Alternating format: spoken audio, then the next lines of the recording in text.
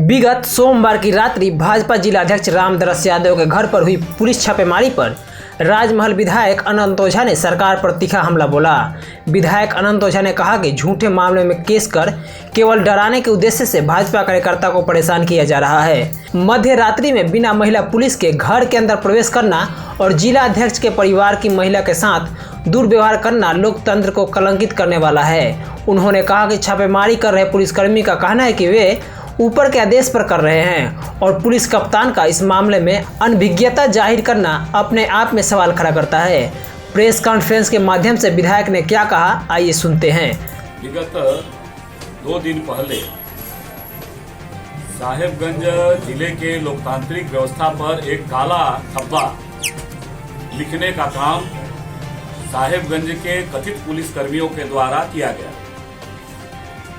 Bharatiya Janata party के जिलाध्यक्ष श्री रामदरस यादव जी के ऊपर पिछले दरवाजे से एक मुकदमा खनन विभाग करता है और उसके बारे में लगातार ये बात आया कि पुलिस इसकी जांच कर ले, सही तरीके से जांच कर ले। और उस मुकदमा के बाद 2 दिन पहले मध्य रात्रि को वैसे में सादे वर्दी में और कुछ वर्दी में ये जिलाध्यक्ष के जो पैतृक गांव है, घर है, जलधर मंडल, वहां के चौकीदार को लेकर के और पुलिसकर्मी जाते हैं परिवारजनों के साथ। उनके बूढ़ी माता जी से आज मैं आया जब अयोध्या जी से, तो आज आने के साथ परिवार के पास परिजनों से जाकर के हमारे नगर परिषद के उपाध्यक्ष रामानंद शाह जी, पार्टी के प्रखंड अध्यक्ष संजय मंडल जी, ऐसे सभी पार्टी के वरिष्ठ जनों के साथ जाकर के और परिवार के सदस्यों से मिला। जो परिवार के लोगों में दहशत है, भय है, जिस प्रकार से पुलिसिया कृत्य किया गया, यह लोकतंत्र के लिए और लोकतांत्रिक मर्यादाओं के लिए बहुत ही घोर निंदनीय है।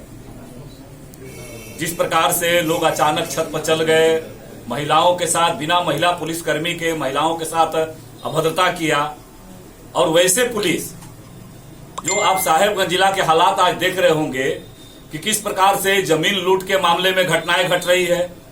5-6 दिन पहले एक पत्थर व्यवसाय का, मैं नहीं जानता कि कौन व्यवसायी है, लेकिन वहां पर जाकर के 30-40 लोगों ने समाचार पत्रों में, अखबारों में छपी है कि किस प्रकार से 35-40 लोगों ने मिलकर के दहशत मचाने का काम किया। और वैसे में एक राजनीतिक दल के कार्यकर्ता के साथ भारतीय जनता पार्टी के जिलाध्यक्ष के घर पर जाकर के आपने एक तो झूठा मुकदमा किया, और झूठा मुकदमा के बाद कोई राजनीतिक कार्यकर्ता अगर वो करता है, लेकिन उनके परिवार को प्रताड़ित करने का अधिकार किसने दिया?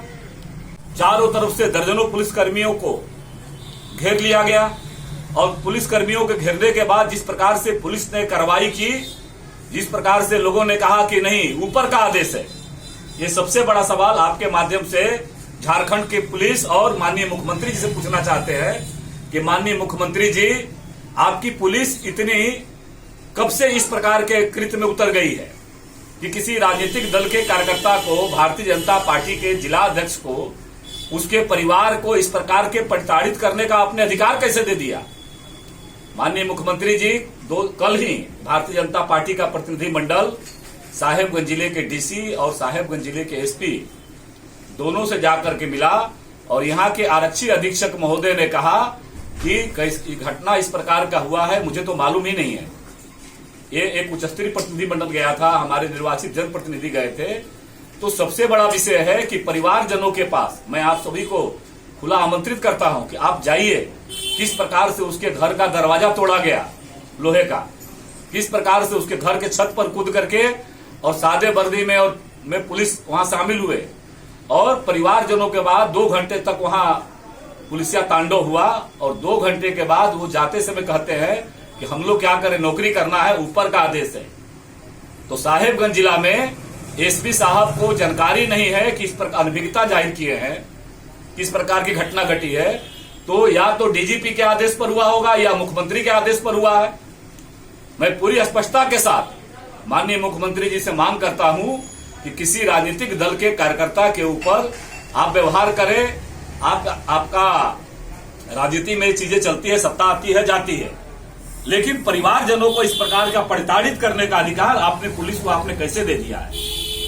और इस सारे विषय को लेकर के कल भारतीय जनता पार्टी का कार्यकर्ता साहेबगंज नगर मंडल का कार्यकर्ता साहेबगंज नगर में हम काला दिवस मनाएंगे और काला दिवस के रूप में हम लोग प्रतिकार करेंगे कि पुलिस प्रशासन, चूंकि यहाँ के डीसी और एसपी को भारतीय जनता पार्टी ने लिखित ज्ञापन दिया है कि ऐसे घटना करने वाले, इस प्रकार के पाशविकृत करने वाले कथित पुलिसकर्मी, मैं इसलिए कह रहा हूं कि जिस देश में झारखंड की पुलिस तो इस तरह का व्यवहार कर ही नहीं सकती है। सादे वर्दी में जिस प्रकार से एक राजनीतिक भाजपा के जिला अध्यक्ष के घर में जाकर के और पुलिसकर्मी जिस प्रकार के आतंकी सरीखा व्यवहार किया है, यह पूरे प्रकरण की पुलिस जांच कराए और जो लोग दोषी है और ये ऊपर वाले कौन है उसका खुलासा भी साहेबगंज पुलिस को करना चाहिए कि ऊपर वाले कौन है। जब हमारे जिले के एसपी ने बताया भी नहीं उस समय, जिस समय गए कोई छत तड़प करके ऊपर पहुंच गया, जो परिवार के लोगों ने बताया, उनकी वृद्ध माता जी ने बताई, उनकी धर्मपत्नी जो बेटियों, अभी भी दहशत उस परिवार में। हमने पूरा संभालने का काम किया, हमने पूरा उनको समझाया, लेकिन अभी भी दहशत है परिवार में कि जिस तरह से सरीखा व्यवहार किया। और अंत में जाते जाते कहा उन्होंने कि हम रामदरस यादव को खोजने आए हैं। एक दूसरा, रामदरस यादव भाजपा जिला अध्यक्ष के ऊपर आपने किसी प्रकार का अब गलत तरीके से राजनीतिक दुराग्रह से ग्रसित होकर के आपने मुकदमा किया, लेकिन ये विनोद यादव, पिता स्वर्गीय सुरेश यादव, जो उनके चचेरे भाई हैं, श्री सच्चिदानंद यादव, श्री रामदरस यादव के घर में, और सबसे बड़ी बात है कि मनोज यादव, जो उनके स्वर्गीय भोला यादव, उनके चचेरे भाई है, उनके घर में भी पुलिसकर्मियों ने घुस करके और इस प्रकार का कृत्य किया है। यानी यह दहशत पैदा करने के लिए, भय पैदा करने के लिए इस प्रकार का कार्रवाई हुआ। और वैसे में ये साहेबगंज पुलिस जहां खुलेआम तांडव हो रहा है, आप जिरवाबाड़ी थाना क्षेत्र में जाइए। मैंने खुद यहाँ के साहेबगंज के एसडीपीओ को एक घटना के बारे में मैंने जानकारी दिया था कि आप स्वयं इसकी जांच करिए। जमीन के धंधे में किस प्रकार से खेल चल रहा है, खुलेआम आपराधिक कृत्य हो रहे हैं, पत्थर व्यवसाय के क्षेत्र में खुलेआम आकर के लोग धमकी दे रहे हैं और अभी तक पुलिस हाथ धर बैठी हुई है। तो आखिर कौन लोग है, किसके इशारे पर हो रहा है, ऊपर वाला कौन है? ये सब बात, इन सारे सवालों का जवाब साहेबगंज पुलिस को देना चाहिए। और इस प्रकार का कृत्य ये लोकतंत्र के लिए केवल चिंताजनक नहीं है, बल्कि पूरी लोकतांत्रिक व्यवस्थाओं के लिए चिंताजनक है। और मुझे आशा है कि जिला प्रशासन, साहेबगंज का उपायुक्त, साहेबगंज का एसपी, ऐसे जो लोग हैं जिन्होंने लोकतंत्र का गला घोटने का काम किया, दमनात्मक कृत्य करने का काम किया, और साहेबगंज शहर के अंदर आपने देखा होगा किस प्रकार से चोरी की घटनाएं घटी है, 5-5 स्थानों पर एक रात में चोरी हो रहा है। तो जिन लोगों ने किया उसको दंडित करने का काम पुलिस करे। और ये राज्य की जनता को, साहेबगंज जिला की जनता को, चूंकि मुख्य विपक्षी पार्टी है भारतीय जनता पार्टी, लोकतंत्र लोकलाज से चलता है। लोकतंत्र इस प्रकार के दमनात्मक कृत्यों से नहीं चलता है कि आपने पिछले दरवाजे से केस करिए। अपनी गलतियों को छुपाने के लिए लोग भय दहशत में जी रहे हैं, और उस भय दहशत के से छुपाने के लिए आपने किसी राजनीतिक दल के परिवार को टारगेट कर करके और ऊपर वाला का आदेश मान करके और इस प्रकार का व्यवहार कर रहे हैं। ये ऊपर वाला कौन है, इसको सार्वजनिक करना चाहिए। मुकदमा किया क्योंकि सरकार उनके पास है, तंत्र घबराया हुआ है, और उस घबराहट में, आनंद फानंद में इन लोगों ने झूठा मुकदमा कर दिया। और उस मुकदमा का नाम लेकर के भाजपा के जिलाध्यक्ष के ऊपर, उसके जिलाध्यक्ष के साथ किया आपने गलत किया, वो एक पक्ष है, लेकिन राजनीति हम करते हैं, हमारे परिवार के लोग राजनीति कैसा है क्या? ये डेमोक्रेसी ऐसे चलेगा माननीय मुख्यमंत्री जी?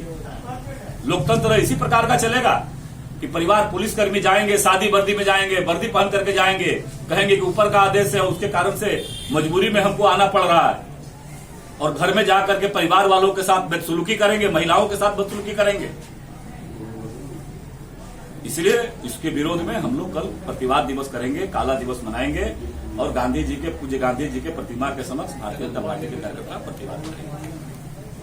पूज्य गांधी जी के प्रतिमा के समक्ष हम लोग बैठेंगे, काला बिल्ला लगा करके बैठेंगे और प्रतिवाद करेंगे। और ये चरणबद्ध तरीके से जब तक प्रशासन उसकी जांच नहीं कराता है और दोषी कर्मियों को, पुलिस कर्मियों को दंडित नहीं करता है, तब तक चरणबद्ध तरीके से यह आंदोलन चलता रहेगा। मौके पर विधायक के अलावा जिला उपाध्यक्ष सुनील सिंह, चंद्रभान शर्मा, नगर परिषद उपाध्यक्ष रामानंद शाह, नगर अध्यक्ष पंकज चौधरी आदि मौजूद थे। साहिबगंज से गोपाल श्रीवास्तव की रिपोर्ट। आप देख रहे हैं संथाल हूल एक्सप्रेस, शोषण के खिलाफ बुलंद आवाज।